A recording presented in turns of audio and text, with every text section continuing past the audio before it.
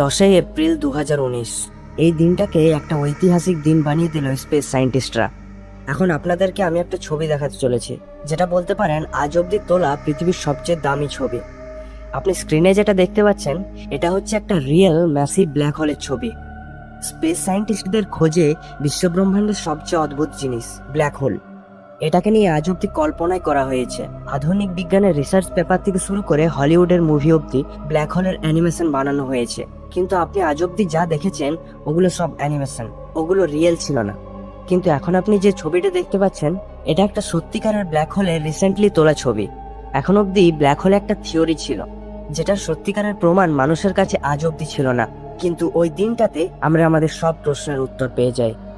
এই ছবিটা তুলতে হরাইজন টেলিস্কোপের 8টা রেডিও বেসড টেলিস্কোপের সাহায্যে তোলা হয়েছে, যেটা পৃথিবীতে বিভিন্ন জায়গাতে রাখা রয়েছে, এবং সবগুলোর কোলাবোরেশন করে ছবিটাকে তোলা হয়েছে। এটা হচ্ছে মার্সিয়ার M87 নামক এক গ্যালাক্সির সুপার ম্যাসিভ ব্ল্যাক হোল, যা রয়েছে আমাদের থেকে 53 মিলিয়ন লাইট ইয়ার্স দূরে, এবং যার ব্যাস সূর্যের থেকে 650 কোটি গুণ বড়। এখন আপনি হয়তো ভাবছেন যে এই ছবিটা এত ঝাপসা বা ব্লার কেন। ভেবে দেখুন, ব্ল্যাক হোলটি আমাদের থেকে 5,30,00,000 আলোকবর্ষ দূরে। ওই ছবিটাকে তুলতে কি লেভেলে জুম করা হয়েছে আপনি ভাবতেও পারবেন না।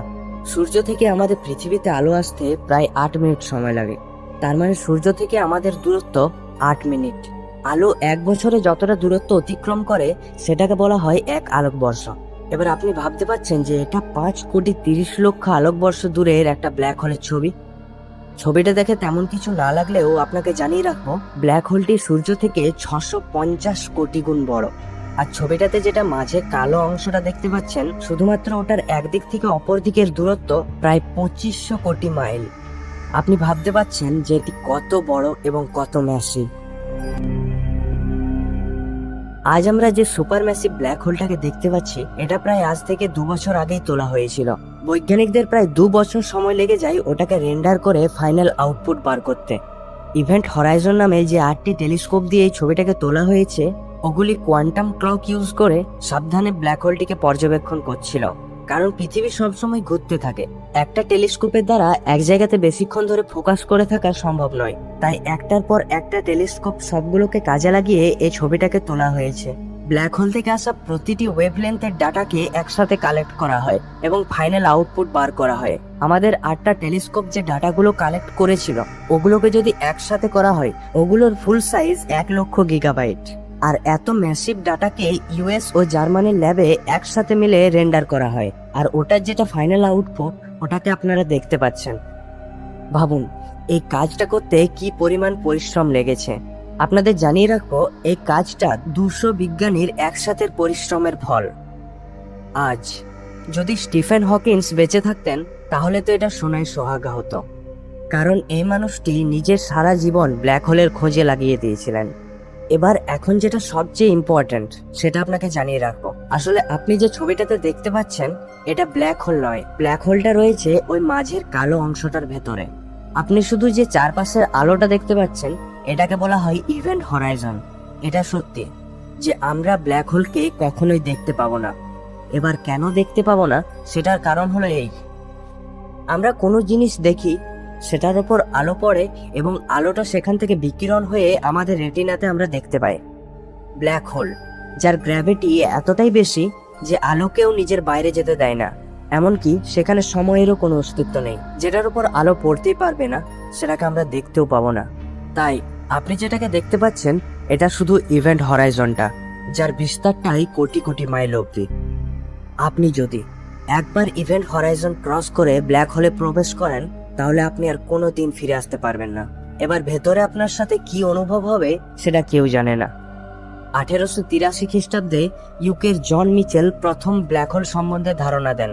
তিনি মহাকাশে একটা অদ্ভুত বস্তু দেখতে পান, যা সূর্যের থেকে প্রায় 500 গুণ বড় ছিল, আর যেটা থেকে আলো আসছিল না। তখন তিনি এটির নাম দেন ডার্ক স্টার। এরপর 1905 সালে স্যার আলবার্ট আইনস্টাইন তার জেনারেল থিওরি অফ রিলেটিভিটি দিয়ে প্রমাণ করেন যে মহাকাশে সত্যি ব্ল্যাক হোল রয়েছে, এবং জন মিচেলের ধারণাটি সুস্পষ্ট হয়। তিনি বলেন যে হালকা বস্তুর কাছে সময় দ্রুত গতিতে চলে এবং ভারী বস্তুর কাছে সময় আস্তে চলে। স্টিফেন হকিন্সের মতে যদি আমরা কোনো স্পেসশিপকে ব্ল্যাক হোলের কাছে নিয়ে যাই এবং সেটা দিয়ে যদি ব্ল্যাক হোলকে 5 বছর ধরে পরিক্রমণ করি, তাহলে আবার যখন স্পেসশিপটি পৃথিবীতে ফিরে আসবে তখন পৃথিবীতে 10 বছর কেটে যাবে। তার মানে তারা যখন পৃথিবীতে ফিরে আসবে তখন তারা দেখবে যে পৃথিবীর মানুষেরা তাদের চেয়ে 5 বছরের বেশি বড় হয়ে গেছে। তাই টাইম মেশিন নিয়ে চর্চা করার সময় ব্ল্যাক হোলের কথা আসেই। ব্ল্যাক হোলের ভেতরে কি রয়েছে বিজ্ঞানীরা আজ অব্দি জানতে পারেনি। তাদের মতে ব্ল্যাক হোলের কেন্দ্রে এর সমস্ত ভর জমা হয়, যেটাকে সিঙ্গুলারিটি বলা হয়। এবার সিঙ্গুলারিটি জিনিসটা কি সেটাকে কেউ জানে না। এবার আপনাকে জানিয়ে রাখবো ব্ল্যাক হোল সাধারণত 2 প্রকারের হয়। এক, স্টেলার মাস ব্ল্যাক হোল, যেগুলি হয় সূর্যের থেকে প্রায় অনেক গুণ বড়। যখন সূর্যের চেয়ে কয়েক গুণ বড় নক্ষত্রের মৃত্যু ঘটে তখন এই ধরনের ব্ল্যাক হোলে পরিণত হয়। এই নক্ষত্রগুলির মধ্যে প্রচুর পরিমাণ হাইড্রোজেন থাকে। নিউক্লিয়ার ফিউশনের মাধ্যমে এগুলি হিলিয়ামে পরিণত হয়। এর জন্যই প্রচুর পরিমাণে তাপ, আলো ও রেডিয়েশন নির্গত হয়, তাই আমরা নক্ষত্রদের আলোকিত দেখতে পাই। সব নক্ষত্রেরই রেডিয়েশন ও গ্র্যাভিটি একে অপরের বিপরীত। এর জন্যই নক্ষত্রটির ভারসাম্য বজায় থাকে। যেসব নক্ষত্র সূর্যের চেয়ে প্রায় অনেক গুণ বড়, সেসব নক্ষত্রের কেন্দ্রের প্রচন্ড হিটের ফলে যে আয়রন থাকে সেগুলি কেন্দ্রে কেন্দ্রীভূত হয় এবং সেটা থেকে কোনো এনার্জি নির্গত না হওয়াতে ভারসাম্যটা নষ্ট হয়। এর ফলে সেকেন্ডেরও কম সময়ে নক্ষত্রটির মধ্যে বিস্ফোট হয়ে যায়, যেটাকে বলা হয় সুপারনোভা। এবং গ্র্যাভিটির জন্য সমস্ত ভর এক জায়গাতে কেন্দ্রীভূত হতে থাকে এবং একটা ব্ল্যাক হোলে পরিণত হয়। আরেক রয়েছে সুপার ম্যাসিভ ব্ল্যাক হোল। এই ব্ল্যাক হোলটি কিভাবে উৎপত্তি হয় তা এখন অব্দি জানা যায়নি, কিন্তু প্রতিটি গ্যালাক্সির মাঝেই এরকম ধরনের একটা করে ব্ল্যাক হোল থাকে। আমাদের মিল্কি ওয়ের কেন্দ্রে যে ব্ল্যাক হোলটা রয়েছে তার নাম সেজিটেরিয়াস এ, যা পৃথিবী থেকে প্রায় 26,000 আলোকবর্ষ দূরে। ব্ল্যাক হোলের ভর কতটা বেশি হয় আপনি এটাতে বুঝতে পারবেন। আপনি যদি পুরো পৃথিবীটাকে কম্প্রেস করে একটা মোটরের দানার আকারে বানাতে পারেন তাহলেও এটা একটা ব্ল্যাক হোলে পরিণত হবে। এবার যে ব্ল্যাক হোলটি আপনি দেখলেন এর ব্যাস সূর্য থেকে প্রায় 6.5 বিলিয়ন গুণ বড়। এর গ্র্যাভিটিটা কিরকম হবে মানুষের কল্পনার বাইরে। ব্ল্যাক হোল নিয়ে অনেক মানুষই অনেক তথ্য দিয়েছে।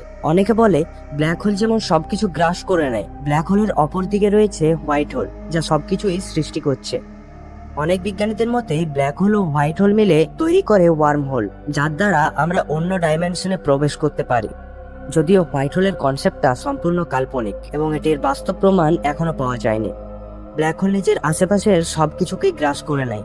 আপনি হয়তো পৃথিবীতে এখন সুখে শান্তিতে বেঁচে আছেন, কিন্তু এটা হতে পারে এখন আমাদের মতো কোনো গ্রহ বা নক্ষত্র ব্ল্যাক হোলের গ্রাসের মুখে। আপনি যদি এই ধরনের আরো রহস্যময় ভিডিও পেতে চান তাহলে প্লিজ এই চ্যানেলটাকে সাবস্ক্রাইব করুন। আর ভিডিওটি যদি এখন অবধি ভালো লেগে থাকে তাহলে লাইক ও শেয়ারের অনুরোধ রইল। অ্যান্ড ফাইনালি, ধন্যবাদ।